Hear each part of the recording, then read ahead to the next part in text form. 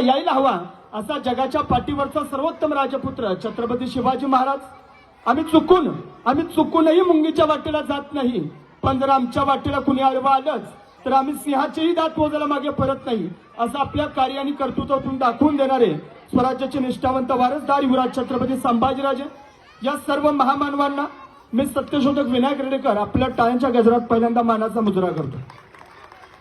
जत्रा में पत्रा बिटाया तीरथ बनाया पाणी दुनिया भाई दिवाणी पैसे की धुळदाणी असं सांगून संपूर्ण भारताला अंधश्रद्धेतून बाजूला घेऊन जाणारे विद्रोही संत कबीर असाध्य ते साध्य करिताच आहे असं कारण अभ्यास तुका म्हणे असं सांगून अभ्यासाच्या माध्यमातून क्रांती करता येते असं सांगणारा विद्रोही संत जगद्गुरु तुकोबाराय. माझ्या रयतेला जर कणभर कोशिश पडली तर मला मनभर तोशिस होते. लक्षात ठेवा, राजा रयतेसाठी नसतो, रयत राजासाठी असते असं आपल्या सहकार्यांना निक्षून सांगणारे ज्यांच्या मृत्यू शताब्दी वर्ष नुकतंच आपण 100ावं साजरं करतोय ते कोल्हापूरचे राजा अधिक ऋषी राजर्षी शाहूजी महाराज.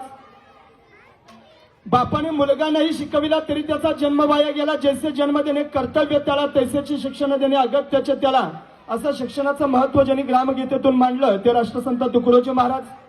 मासा पाणी खेळे गुरु कोण असे त्याचा पोवाडा गातो भोसल्यांचा छत्रपती शिवाजींचा, जाणव्यास देई लंगोटी काळ असं तो यवनांचा पोशिंदा तो कुणब्यांचा, असं सांगून छत्रपती शिवरायांच्या गुरुत्वाचा ज्यांनी वाद मिटवला आणि जगातली पहिली शिवजयंती कार्यसाहेब ज्यांनी साजरी केली ते शिक्षणाचे जनक महात्मा ज्योतिराव फुले. सत्यबोध देते मानवास ज्योती दृढ साथ देते सावित्री मी असं सांगून खऱ्या अर्थानं ज्योतिरावांची ज्या माऊलीनं पाठराखण केली त्या क्रांतिज्योती सावित्रीबाई फुले. मला इथं बोलण्याचं, विचार व्यक्त करण्याचं, धर्मचिकित्सा करण्याचं, खरं खोटं ठरवण्याचं स्वातंत्र्य ज्या भारतीय राज्यघटनेनं दिलं त्या भारतीय राज्यघटनेचे शिल्पकार डॉक्टर बाबासाहेब आंबेडकर या सर्वच महामानवांना, सर्वच महामातांना आणि ज्यांच्या वाट्याला किंवा दीड दिवसाचं शिक्षण आलं पण ज्याने आपली अख्खी हयात शिक्षणासाठी खर्च केली, स्त्रीला ज्या आपल्या कथेचं ज्यांनी नायिका बनवलं आणि शिवरायांच्या पोवाडा ज्यांनी रशियाच्या चौकापर्यंत नेऊन पोहोचवला ते खरे शिवशाहीर आद्य शिवशाहीर अण्णाभाऊ साठे या सर्वच महामानवांना, महामातांना, त्यांच्या कार्याला आणि त्यांच्या विचारांना मी पुन्हा एकदा मानाचा मुजरा करतो. खऱ्या अर्थानं आज 12 जानेवारी जिजाऊ माँसाहेबांचा जन्मदिवस आणि विवेकानंद नरेंद्रनाथ दत्त यांचा जन्मदिवस या जयंतीच्या निमित्तानं सर जरास त्या मुलांना जरा शांत करा, 1-2 मिनिटं 5 मिनिटं द्या, जरासं शांत करा. आज राजमाता राष्ट्रमाता जिजाऊ माँसाहेब दुर्दैवानं गुरुपदी असणाऱ्या व्यक्तीला गुरुपदावरून हटवलं जातं, दुसरा तिसरा एखादा माणूस तिथं आणला जातो. कारण असं की ती स्त्री आहे आणि मग स्त्री एखाद्या माणसाची गुरु होऊ शकत नाही. हा इथला इतिहास सांगतो. अँटोनिओ ग्रामची नावाचा एक इतिहास सांगतो गुरव सर, हेगेमनी नावाची त्याची थेरी आहे. तो असं सांगतो की माणसांचं जर अस्तित्व संपवायचं असेल तर त्या माणसांचा खून करण्याची गरज नाही, त्यांच्या इतिहासाचा खून करा. नेमकं आपल्या भारतात तेच झालेलं आहे. इतिहासाचा खून झाला म्हणून माणसं जिवंत असून मेल्यासारखे. दुर्दैव एका गोष्टीचं सांगावंसं वाटतं की या भारतात शेतीचा शोध स्त्रियांनी लावला. सगळ्या दऱ्याखोर स्त्रियांची राज्य होती आणि या स्त्रियांनी इतिहास घडवला असताना तो इतिहासच आपल्याला ज्ञात नाही. खऱ्या अर्थानं सिंधू नदीच्या खोऱ्यात पहिलं राज्य पाकीमॅडम उभा राहिलं ते निवृत्तीचं होतं. यमुनेच्या खोऱ्यात यमुनेचं राज्य होतं, नर्मदेच्या खोऱ्यात ताटिकेचं राज्य होतं, गोदावरीच्या खोऱ्यात शूर्पणखेचं राज्य होतं, तेरणा मांजर नदीच्या खोऱ्यात तुळजाईचं राज्य होतं आणि कृष्णा आणि पंचंगीच्या नदीच्या खोऱ्यात अंबाबाईचं राज्य होतं, कावेरी नदीच्या खोऱ्यात मंडोदरीचं राज्य होतं. एवढा सगळा इतिहास असताना महिलांचा इतिहास दुर्दैवानं पुसला गेला, त्याचं नामोनिशाण सुद्धा राखलं नाही. आणि दुर्दैवानं शिवाजी महाराजांच्या खऱ्या मार्गदर्शिका प्रेरिका या जिजाऊ माँसाहेब असताना सुद्धा त्यांचं इतिहासात नाव शिल्लक राखलं नाही. दुर्दैवाने या भारतभरात आज शिवाजी महाराजांचे गुरु कोण याच्यासाठी एकूण 16 कमिट्या बसवल्या. शेवटची कमिटी होती पुरके समिती आणि 16 साली बसवली होती. मी त्या कमिटीवरती होतो. तर त्यांनी इतर जे लोक आहेत, आज मला कुणाला बोलायचं नाही, पण त्यांनी सांगून दिलं की जिजाऊ माँसाहेब याच त्यांचे एकमेव गुरु, मार्गदर्शक आणि शिक्षिका होत्या. खऱ्या अर्थाने जिजाऊ माँसाहेबांना त्या काही डोळे कसले लागायचे तर भातुवरीच्या लढाईत जिजाऊ माँसाहेबांनी शहाजीराजांपुढे हट्ट केलाय की मला घोड्यावरती बसून लढाई खेळायची. आणि आश्चर्य नव्हे की जिजाऊ माँसाहेबांनी 8 महिन्याच्या गर्भावती असताना घोड्यावरती मान टोकले, तब्बल 6 तास त्या लढाई करत होत्या. आणि हे डोहाळे शहाजीराजांना पुरवावे लागलेत आणि म्हणून छत्रपती शिवाजी महाराजांसारखा युगपुरुष या महाराष्ट्रानं बघितला. आजच्या महिलांना डोहाळे लागतात, राग खा, माती का, कुठं भिंतीचे डिवळ काढून खा. दुर्दैव म्हणावं लागेल की डोहाळे कशाचे लागावेत की याला काही पायबंद नाही, कसलाही ताळेबंद नाही, कुठलाही त्याला आकार नाही. मान्य आहे सगळ्या गोष्टी, पण दुर्दैवानं जिजाऊ माँसाहेबांचा वारसा सन्मानानं सांगणाऱ्या आमच्या आजच्या स्त्रिया कुठे आहेत? गुरव सर, एक गोष्ट आवर्जून सांगावीशी वाटते की विदर्भ मराठवाड्यातल्या स्त्रिया येते जाते उठते बसते खाते पिते म्हणतात, पण या अंबाबाईच्या महाराणी ताराणींच्या वारसदार असणाऱ्या कोल्हापूरच्या स्त्रिया येतो जातो उठतो बसतो खातो पितो म्हणतात. त्याला एक इतिहास आहे. कारण की आंब म्हणजे पाणी, कोल्ह म्हणजे तळ. ही अंबाबाई तळ्यांचं राज्य असणाऱ्या राज्याची नायिका होती.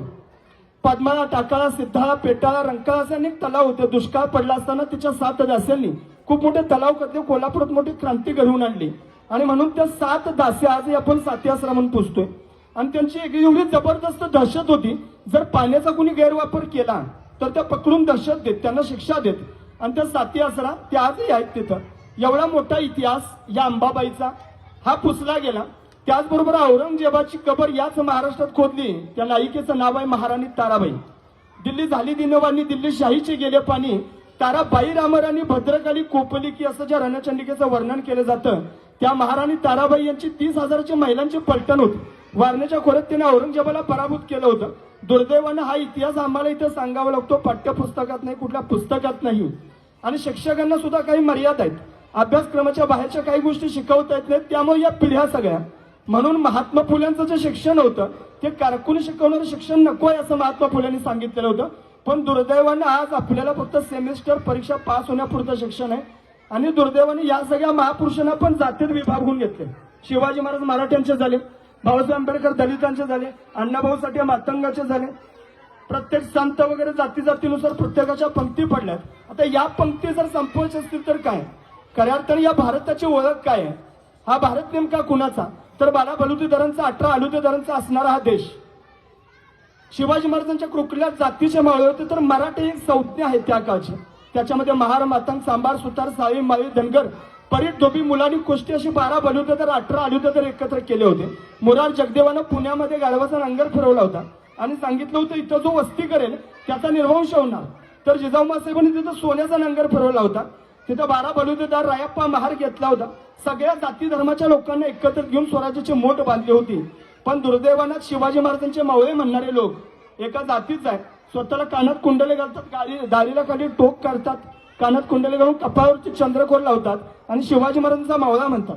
खऱ्या अर्थाने जिजाऊ मासाहेबांनी सांगितलेली एक गोष्ट शिवाजी राजांना, त्या बसवत त्यांना एक छोट्या दगडी सिंहासन असेल त्याच्यावर शिवबा राजा बसायचा आणि म्हणायचं मी राजा आहे, तिथला न्याय निवारा करतो. जिजाऊ मासाहेबांनी त्यांच्या मनात ते पेरलं की तुम्ही राजा आहात, शिवबाराजे या शिवबाराजे बसा, तुम्ही जेवलात का खाल्लात का.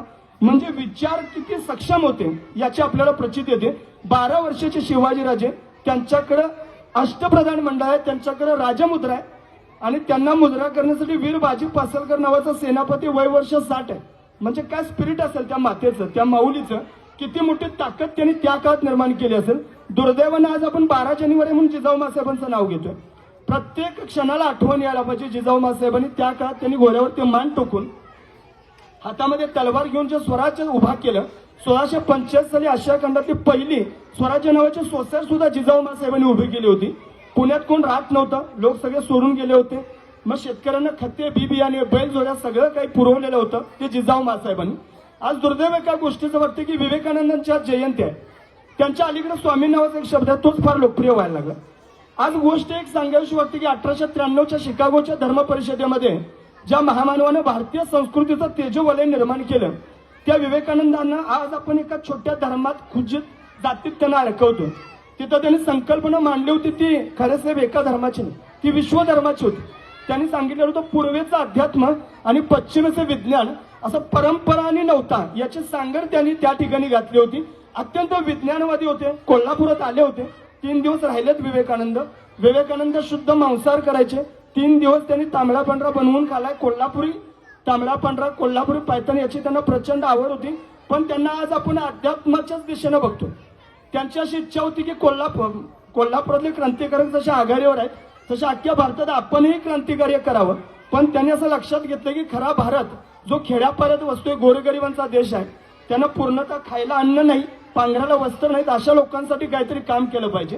विवेकानंद प्रचंड बुद्धिमान होते, अत्यंत विद्वान होते. शिकागोच्या धर्म परिषदेमध्ये त्यांना घेत नव्हते कोण. तर त्यांनी जे भाषण केलं त्या भाषणाचं पहिलं वाक्य होतं, ऑल प्रेझेंट ब्रदर्स अँड